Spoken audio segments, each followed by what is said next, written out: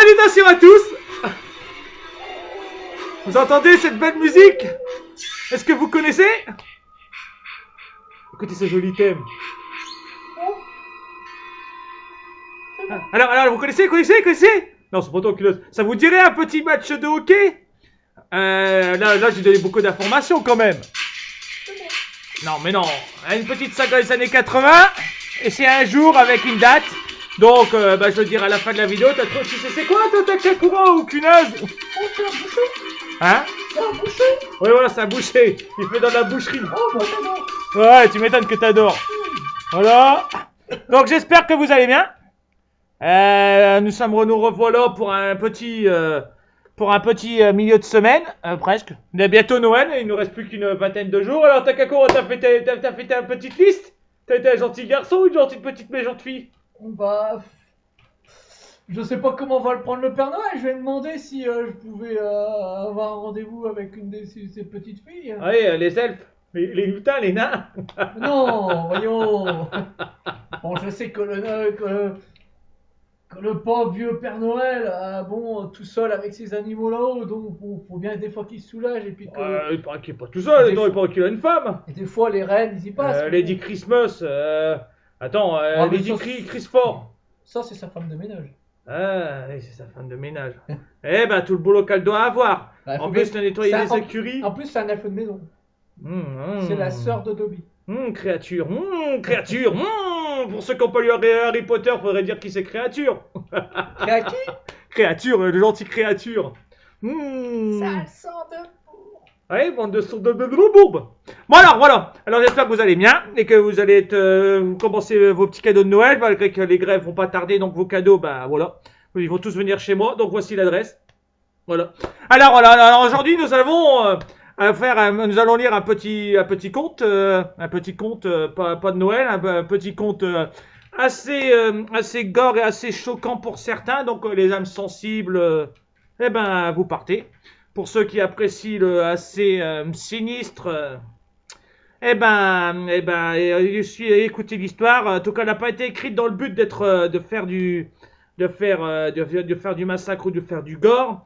Il y a toujours un message, je peux pas le dire parce que bon, le message arrivera à la fin de l'histoire ou au centre, au milieu, vous verrez bien, vous comprendrez le sens, comme il y a eu dans Reflet brisé ou comme il y a eu dans les autres histoires, il y a toujours un petit message à la fin ou au milieu. Enfin, en tout cas, vous le verrez.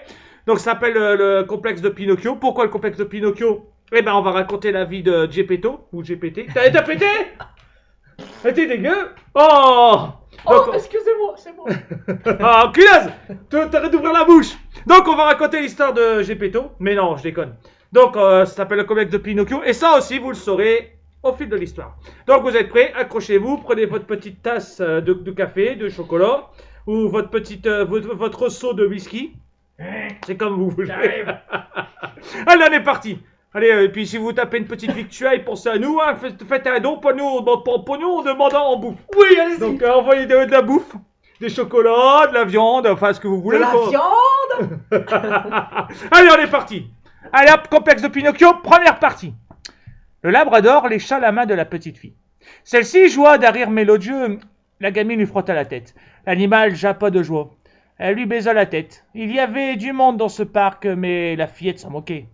Elle n'avait Dieu que pour le canin. Elle se baissa. Sans le vouloir, sa robe trop courte se leva un peu trop haut. Un homme dans l'ombre surveillait la scène. La môme prit un bâton, le mit au-dessus de sa tête. Le chien aboya et s'assit en levant une patte. L'enfant jeta le morceau d'arbre. La belle bête se précipita sur le projectile, mais s'arrêta net quand il entendit un sifflement. Viens, Tommy, viens mon chien. Parla la voix. Ça devait être son maître, pensa la petite déçue.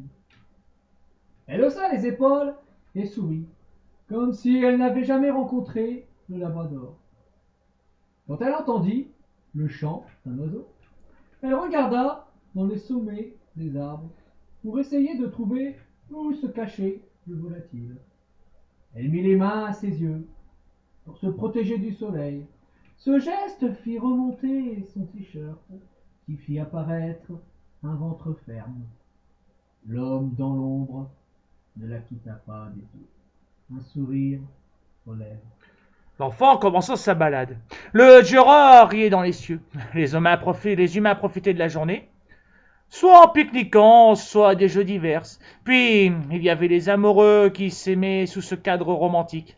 Comme sur une carte postale, leur instant de bonheur était figé. Les petits dômes jouaient à leurs jeux insouciants. Les plus téméraires de la marmaille pataugeaient dans le lac. La fillette continuait son chemin tout en observant tous ces corps en action. Elle avait 12 ans, vêtue d'habits trop courts pour son âge, des vêtements qui auraient épousé ses formes, si elle avait eu quelques années de plus. Ce costume n'était pas laid. On pouvait même dire que la personne qui lui avait payé avait du goût. Mais cette taille trop mini, émoulante, presque sexy, était le problème. La gamine marchait avec assurance. Elle était belle, son teint était pâle, mais ses lèvres étaient d'un beau rouge. Elle ressemblait à des friandises. Elle avait de beaux cheveux noirs attachés, avec un chouchou violet. Dans une queue de cheval, elle s'arrêta, au bord de la surface d'eau, et fouilla dans un petit sac qu'elle portait. Ses menottes en sortirent des morceaux de pain qu'elle émietta. Des canards approchaient déjà. Elle commença à nourrir cette famille.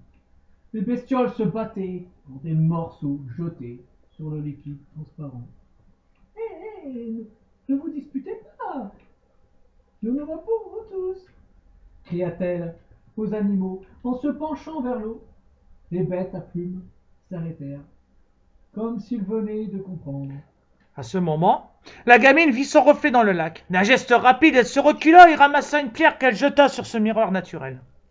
Il se cassa dans un tourbillon.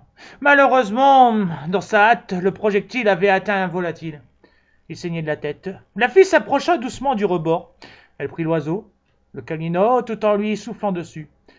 Cet air chaud lui fit du bien à l'animal qui reprenait ses esprits.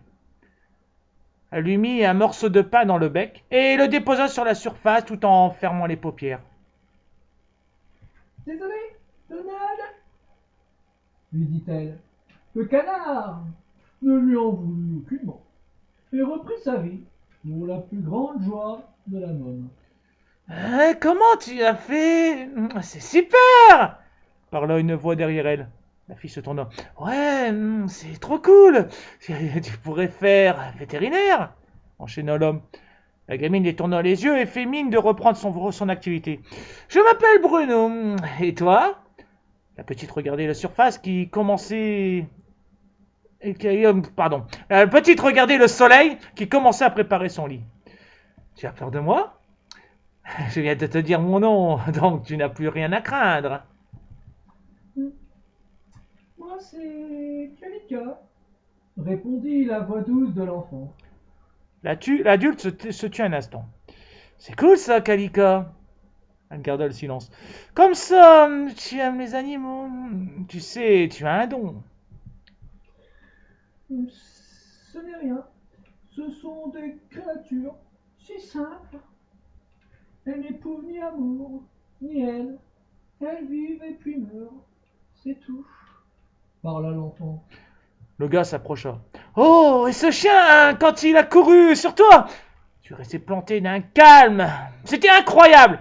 Et comme ça, d'un coup, il s'est assis à tes pieds. » Kalika tourna la tête. « Vous me surveillez ?» Bredouilla Bruno. « Non, je suis le gardien de ce parc et... » « Et votre uniforme ?» interrogea la gamine. « Oh, ça !» Ma journée était finie et j'allais rentrer. La nuit va tomber. Il avança encore de quelques centimètres. « Dis, tes parents sont dans le coin ?» Il sourit, il sortit un emballage doré de sa poche. « Non, » dit-elle simplement. L'homme montra ses dents. « Tu as quel âge ?»« Je suis bien assez vieille pour me balader. » envoya-t-elle vexée. Bruno leva les mains en l'air. « Oh, ma belle, c'est juste une question, une histoire de discuter. » « J'ai 12 ans. » répondit-elle d'un ton plus doux. Tu veux un bonbon? L'homme en mit un dans sa bouche. La fille regarda l'homme mâcher. Non, non, non, merci, je n'aime pas ça, dit l'enfant avec dédain. C'est bizarre. D'habitude, les enfants aiment les sucreries. De plus, mon père m'attend pour souper. L'adulte jeta le papier au sol et avança un peu plus. Vous êtes le gardien et vous jetez les emballages par terre. Vous ne devriez pas montrer l'exemple. L'homme regarda le détritus. Tu as raison, ouais, la tête. Pardonne-moi. Il le ramassa aussitôt et le mit dans la poche. Tes parents vont venir te chercher? Mâcha-t-il. Non. Il va faire nuit et l'endroit peut devenir dangereux pour toi. Elle le toisa, un sourire aux lèvres. Et qui pourrait me faire mal? Bruno fit une pause pour avaler. Des sales types pourraient... Écoute, Kalika, je peux te reconduire chez toi. Comment saurais-je que vous ne faites pas partie de ces sales types, comme vous le dites? L'homme mit la main sur son cœur. Je te jure, devant Dieu, que je suis un gentleman. Oh, vous croyez en Dieu? Bien sûr. Alors, ça te dit? Elle resta dans ses pensées un instant. Gentleman, c'est un mot que j'aime. Dommage, il n'y en ait que beaucoup, soupira-t-elle. Comme vous êtes un preux chevalier, Bruno, j'accepte votre proposition. Elle se releva, l'homme tendit la main, elle la prit. Le break roulait tranquillement sur une route qui séparait deux forêts. L'autoradio était à un niveau sonore élevé. Moi j'ai besoin d'amour, chantait Bruno joyeusement. Des bisous, des câlins. Il baissa le volume. Bah, dis donc, on dirait que tu n'aimes pas chanter, envoya-t-il à la fillette. Kalika regardait le paysage au dehors et m'arrive d'aimer pousser la chansonnette. Elle tourna la tête et pointa le menton pour désigner l'appareil, mais jamais sur ce genre de musique. Bruno sembla perplexe. Ah bon? Je croyais que les adolescentes adoraient cette chanteuse. Et, et les adolescentes, maugréa-t-elle. L'homme coupa la radio. Désolé si ça te gêne. Je ne suis pas une ado, reprit la môme, avec un doux sourire. Alors, qu'écoutes-tu comme musique qui te donne envie de chanter? J'adore l'opéra. Mon père aime mon chant lyrique. Des soirs, je lui joue la flûte enchantée. Elle s'arrêta. Vous connaissez? La fillette l'avait demandé en se penchant face au conducteur. Celui-ci put voir le maillot maillé. Il regarda la peau, qui dans la pénombre, le tissu, semblait si douce. Il se pencha pour mieux découvrir une poitrine naissante. Alors, vous connaissez? Insista Kalika. Bruno sursauta. Il s'essuya le front et reposa les rétines sur le volant. Il respirait fort. Il déboutonna le bouton sous-col. Oui, je connais. J'adore Beethoven. Kalika resta dans ses réflexions un moment. Vous devez sans doute parler de musique contemporaine. La fille caressa son mollet. Le cœur de Bruno s'accéléra. J'aime le style du groupe Queen. Je trouve Elvis très beau. Il ressemble à un vampire. Un quoi? Le King, un quoi? cria presque Bruno, tellement il fut surpris. Oh, ce n'est rien. J'adore dévorer la littérature fantastique. Stephen King est un de mes préférés, dit la gamine, ne remarquant pas la réaction du conducteur. Il vit celle-ci remonter sa menotte vers sa cuisse, ce qui eut pour effet de soulever sa jupe. Le gars ouvrit sa fenêtre. Êtes-vous marié demanda Kalika. Euh, Bah, tu sais, moi, mariage, non, pas encore. Et toi, t'es un petit ami répondit l'homme. Non, aucun soupirant ne me fait la cour en ces temps. Il faut dire qu'il n'y en a aucun à la hauteur. Quel genre te plairait-il? Hmm, Quelqu'un de bon. Oui, j'aimerais que ce soit un garçon bon. Il se turent quelques minutes. On crève de chaud, tu trouves pas reprit Bruno. Oui, pourtant le soleil est couché. Tant mieux. Pourquoi dis-tu ça? Elle balaya l'air de la main. Oh, les rayons du Jura me fatiguent beaucoup. C'est une maladie. Oh, rien de grave. Dis, ça te dirait qu'on fasse un tour dans les bois? La petite fille le fixa des pupilles. Euh, je ne sais pas. Ça fait tard. Mon père doit m'attendre. Ne t'en fais pas. Je lui expliquerai. Et en plus, ce sera une courte balade. Je ne me sens pas bien. Cette dernière réplique, il la cracha comme si c'était sa dernière requête. Oh, si ça peut vous soulager, alors j'accepte. Le véhicule stoppa au bord d'un fossé. Ils descendirent. Si on faisait un jeu, dit Bruno en s'étendant. Quel jeu demanda Kalika en observant l'obscurité qui ne laissait entendre que des bruits inquiétants. Oh loup! L'homme tira sur la veste de la fillette et fit de même sur le t-shirt qui se déchira. Et tu sais quoi? C'est moi le loup! Kalika, sans plus attendre, prit la fuite, torse nu dans l'épaisseur des arbres. Je vais t'attraper et te dévorer! Entendit-elle crier une voix prédatrice derrière elle. Les ronces fouettaient ses mollets, les branches faisaient de même sur son dos et sa poitrine, mais elle continuait de courir.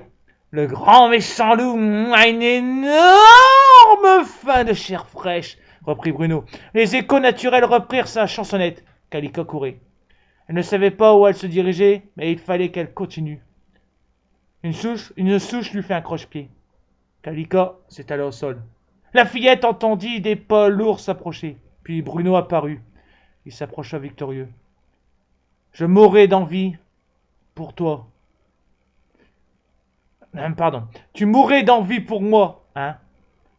Ce fut les seules paroles qu'entendirent la nuit et son décor. Puis il y eut des gémissements, et le calme nocturne retomba. La partie de pinball venait de se terminer. Les vaincus se relevaient, comme la règle du jeu la leur commandait.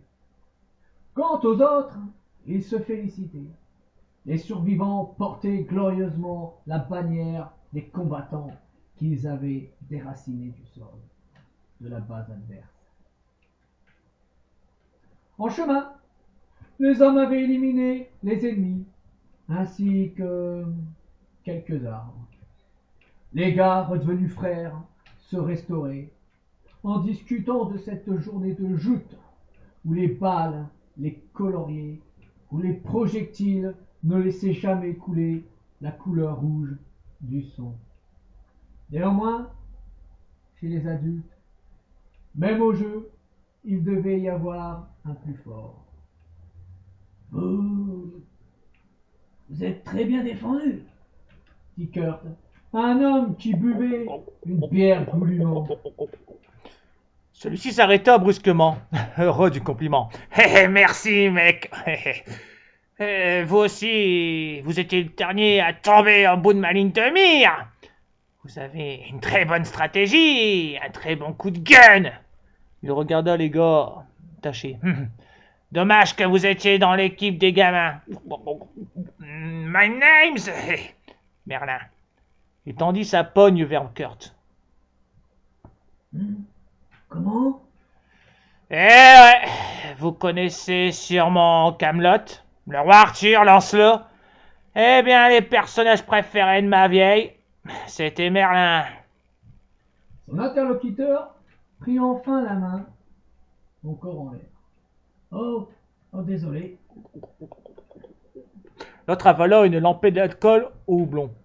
Il reprend souriant. Pas de blême, vieux. Encore heureux que je sois sorti d'entre ces gens bien avant Harry Potter. Imagine, Albus, Sirius, Zébrus, à croire que l'auteur ne connaît que des noms qui finissent comme ça.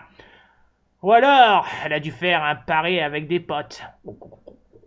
Kurt le regarda. Je sais pas.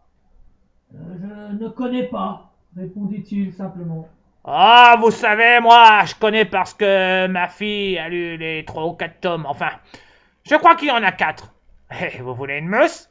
Merlin lui tendit une canette. L'homme s'en saisit et la dégoupilla. Vous disiez que mon équipe était composée que de gamins. Excusez-moi, mais vous avez fait cavalier seul quasiment toute la partie. Merlin jeta la boîte de métal et alluma un cigare. Il en tira une bouffée et le contempla. Je suis un solitaire, vous savez. Si vous n'avez qu'un gars et qu'il s'avère trop bruyant, eh ben, vous sautez. Pouah! Il tira sur lui avec sa main repliée en arme. Des gamins, tout de même, hein? Ouais, ils sont là pour jouer comme quand ils étaient mômes, envoya-t-il avec mépris. C'est un peu le but du jeu. Merlin le scruta longuement. Ouais, c'est un jeu, annonça-t-il ironiquement. Il consulta une montre qui ressemblait à s'y méprendre aux gadgets de film. C'est pas tout, mais va falloir que je rentre. Le bus ne va pas tarder. Vous n'avez pas de véhicule? Si, il est en révision pour une partie de chasse que j'ai prévue demain. Vous chassez? Avec des vraies balles? Encore heureux. Il chuchota. Avec un super fusil que j'ai acheté à un militaire. Kurt resta sans voix. Et toi, Kurt, tu permets qu'on se tutoie? Ça ne me pose pas de problème. Quoi? Qu'on se dit tu ou la chasse? Près du gala. Je t'embrouille la caboche, hein? Oui. On peut se tutoyer. Et... je n'ai jamais essayé cette discipline. Tu n'es pas comme ces cons qui sont contre un coup de fusil sur des bébêtes? Trancha Merlin avec ses cordes vocales accusatrices. Disons qu'on est au sommet de la chaîne alimentaire alors. Eh, au sommet, je sais pas, il y a peut-être pire prédateur que nous, parla le chasseur un peu pour lui-même. Pas avec les armes dont on dispose, enchaîna Kurt. T'as raison, mec. Dis Merlin en reprenant son comportement naturel. À la bonne heure. Dis, ça te dirait de faire ton baptême du feu? Je pensais que tu préférais te la jouer solo. Oh, avec un gars comme toi, je serais prêt à conquérir le Vietnam. Alors, questionna-t-il avec un empressement en regardant le soleil décliner. Pourquoi pas? Répondit Kurt avec enthousiasme. Super, bon, je dois y aller. Tu veux que je te raccompagne? Hein? Pourquoi t'as les mêmes points que moi? Mince. Que... Pardon, excusez-nous, l'autre. Pardon. Merlin le toisa intensément. Tu sais quoi, mon pote? Tu me retires à une sacrée épine du ponnard. J'ai horreur des transports en commun. Il se leva. En plus, tu connaîtras le chemin de mon domaine. Comme ça, demain, pas de lézard pour toi venir. Kurt et Merlin n'avaient rien dit depuis le départ. Le centre de paintball avait disparu au bout d'1 kilomètre. Puis la ville était apparue, avec ses vitrines tape à l'œil, et ses jeunes filles, la langue pendante, en se disant que cette nuit, les ladies décideraient pour un achat exorbitant leur époux.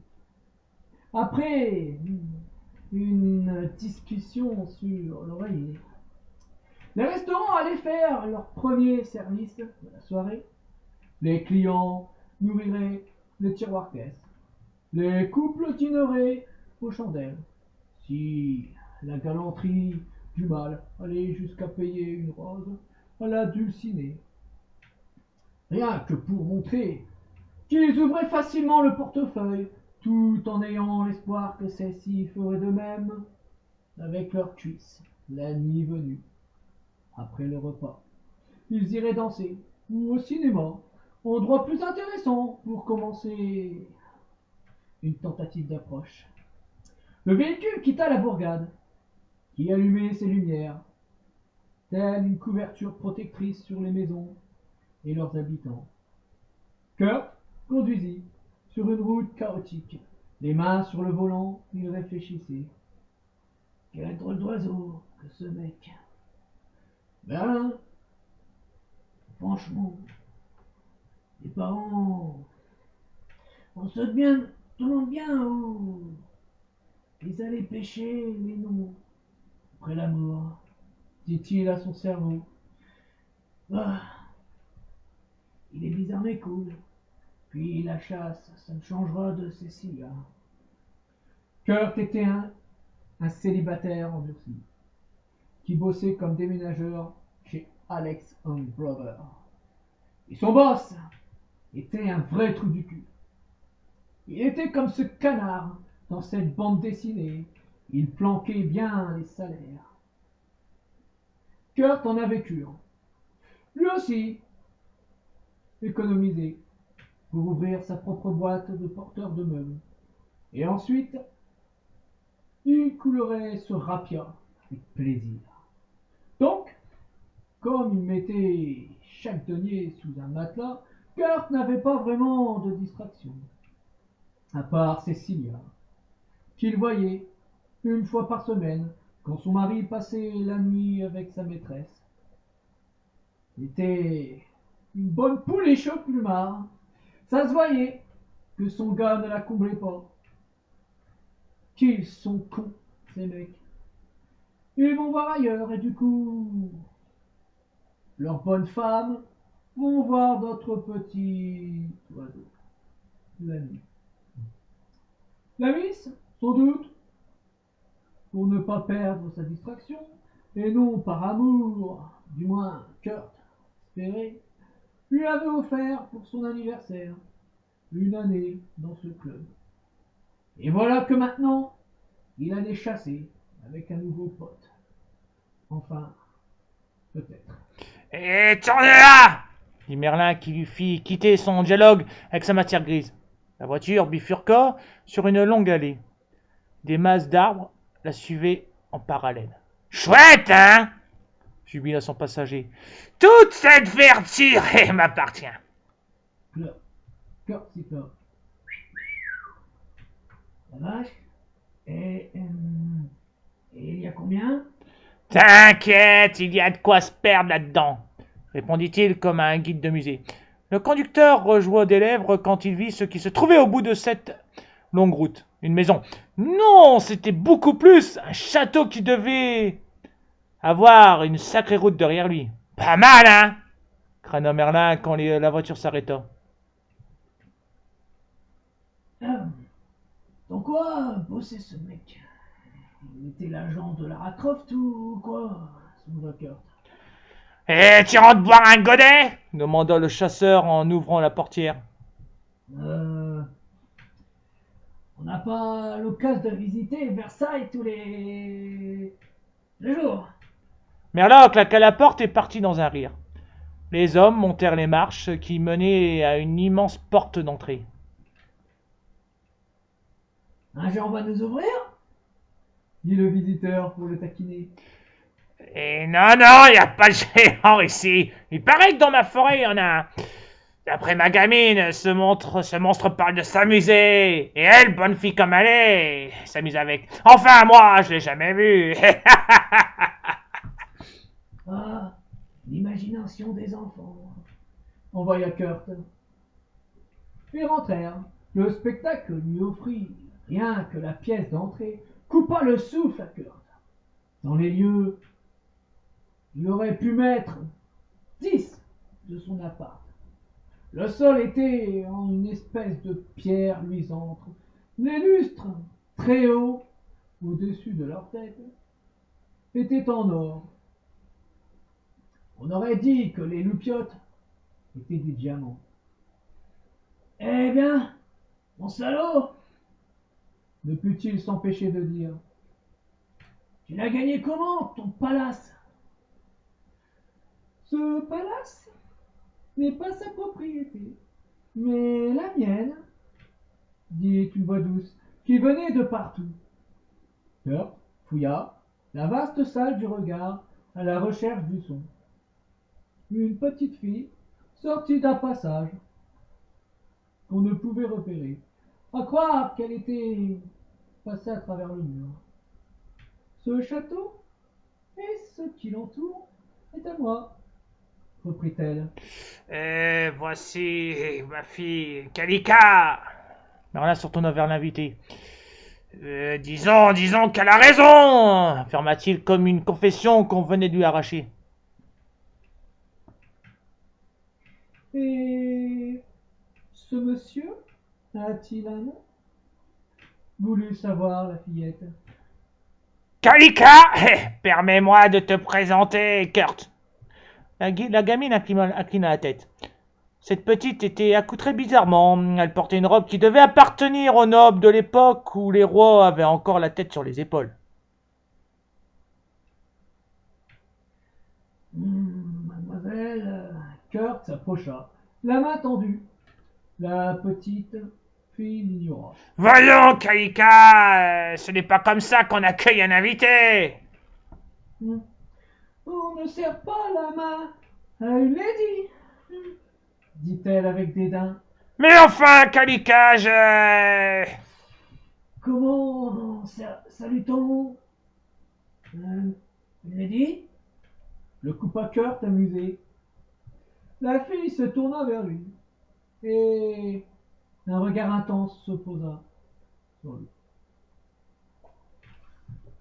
Le baisement est de coutume, répliqua-t-elle avec autorité. Les ondes électriques voyageaient entre les 4 pupilles de l'homme et de l'enfant.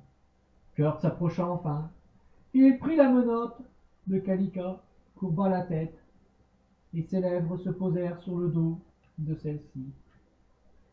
Veuillez me pardonner, mademoiselle, cela ne se reproduira plus. La fillette se tint de son plus beau sourire et retira sa main délicatement. Vous me permettrez de vous féliciter du merveilleux héritage que vos arrière-grands-parents nous ont laissé. Elle le toisa, toujours de ce regard presque hypnotisant, en gardant la bouche close. Un héritage? C'est cela, bredouilla-t-elle, d'une vocalise aigre douce. Bon, c'est pas tout ça, on se le boise pas, parla Merlin rapidement. Kurt pivota la tête vers lui. Ce qui eut comme effet de rompre ce duel d'entre 4 yeux. Je te suis, Merlin. Le père regarda sa progéniture. Mais ce contact parut curieux pour Kurt. Cela lui donna l'impression que l'ambiance entre les deux personnages était mêlée de respect, mais aussi de crainte. Kalika, toi, tu montes dans ta chambre, on doit discuter entre adultes. Elle ne dit aucun mot. Se tourna et commença à se diriger vers un escalier, conçu certainement pour un éléphant, pour qu'un éléphant aille faire une sieste. Marlin prit Kurt par l'épaule. Viens, mec, le bistrot se trouve par là, j'ai... Je laisse les grandes personnes entre elles, entendirent-ils. Les deux hommes se tournèrent vers la gamine, qui se trouvait sur la première marche. Ils ont tellement de choses à se dire. Parler de la vie, de la dernière qu'ils ont aimée. Elle avait dit cette réplique d'un timbre moqueur. Je voudrais ajouter que le géant existait et que je n'ai qu'un mot à lui dire pour qu'il... Laisse tomber, Kurt. Tu connais les ados, allez, viens, je vais tracer. Merlin ouvrit une porte en poussant son invité dans le dos. Kurt se retourna une dernière fois vers Kalika. Elle avait disparu. Il frissonna quand il crut qu'un tableau l'observait. Mais ce n'était rien comparé au fait que cette gamine ait parlé du géant, alors qu'elle ne se trouvait pas avec eux à ce moment-là.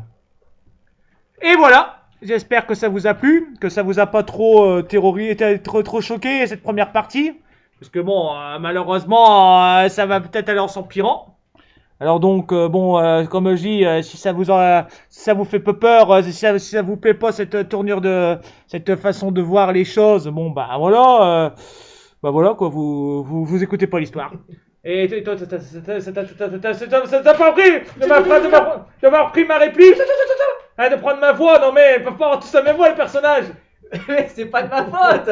Il a une voix aussi d'alcoolique. Ah non, pas une voix d'alcoolique, mais bon. Il a une voix un peu, tu vois, un peu grave. Bah alors, ils ont tous la même voix, même Kalika va avoir la même voix. Bah oui. Donc, il y a des questions que vous devez peut-être vous poser. Donc, la première partie est assez sexuelle entre cette jeune fille et ce monsieur. Voilà.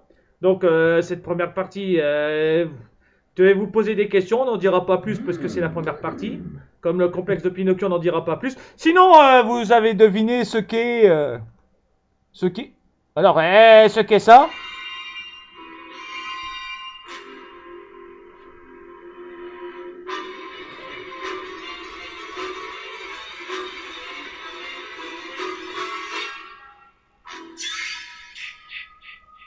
C'est le meilleur passage. Quand même, j'attendais qu'il arrive.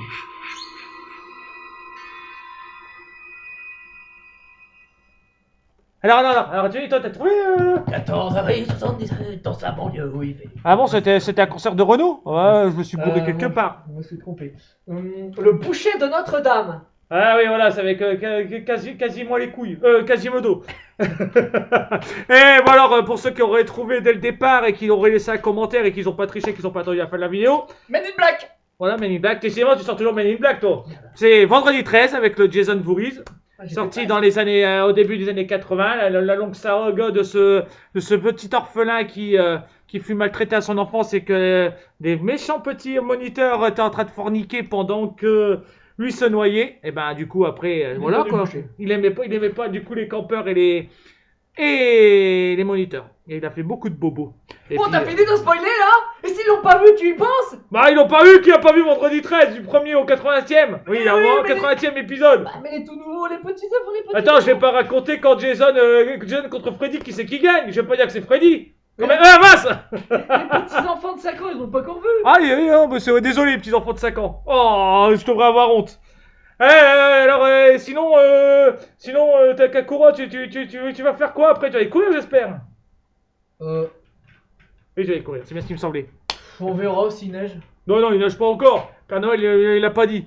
Bon, voilà, alors, n'oubliez pas de faire un petit câlin à tout lire. Les pouces levés serait bien, un jour. Faut que j'aille dans ma forêt là. Pas de fuck you, ça c'est pourri. Et pas de fais gaffe à la forêt et aux géants. Et pas de pouce en bas parce que ça veut dire que c'est méchant. Et puis un commentaire un jour. Laisse-moi faire de la pub un peu là parce que bon. Non mais il y a une petite fillette qui va me présenter un géant. Allez. Elle m'a dit qu'il voulait jouer. Oh, c'est vrai que je veux jouer. Et lui, vous l'avez peut-être reconnu dans d'autres épisodes. On voit souvent de ce géant. Si vous avez capté, bien sûr. Bon, alors, donc voilà, un petit commentaire un jour. Sinon, bon, bah, si ça arrive jamais, je me dis qu'on restera. Parce que bon, je présume que YouTube et Internet resteront pour l'éternité. Donc on restera pour l'éternité à parler. Alors dans 200 ans, on tombera sur ces vidéos. Puis on dira, oh, ils avaient vachement du talent. Et puis ils étaient vachement drôles aussi. Ah bah du coup, on va les retrouver. Mince, la vidéo date de 200 ans. Bon, on va leur piquer les textes. D'ailleurs, n'essaie pas de piquer les textes en parlant de piquer les textes. Parce que, voilà, on a fait ce qu'il fallait. Donc, ça serait quand même dommage de... Voilà, quoi, vous voyez. Bon, allez, on va vous laisser. Pour la prochaine fois, ce sera la deuxième partie qui sera toujours aussi pleine de suspense. T'as quelque chose à ajouter Oh Non, c'est la cuneuse qui a parlé. Ça m'étonne que la poule a encore rien dit. Mais c'est vrai, c'est... Oh, mais j'étais occupé. Alors, bienvenue dans ma vidéo. Oh. Bon, retard, toi. Hein. Ouais, voilà, c'est fini, la poule, hein. Oh, il va leur dégager. Allez, sont mes cordes. Bah, tes cordes, les gars, je t'ai acheté des cordes de guitare. Je préfère les cordes de piano, c'est plus... Ouais, ça tranche bien le coup. Donc, si vous voulez être généreux, les gens, faites un don, on ferait des cordes de piano à la poule. Voilà, si... Voilà. Ouais, voilà, c'est bizarre, on l'entend plus. Bon, allez, on va se quitter, hein.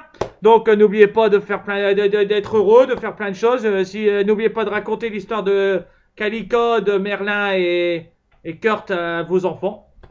Non, pas vos enfants, parce que bon. Ah, écoute, non, oui, pas les enfants, on sait jamais. Quoi que bon, de toute manière. Donc, sinon, vive la révolution, à bas les têtes de bocal, et puis que Dutroux sorte jamais de prison. Allez, à la prochaine. Bye. Au revoir.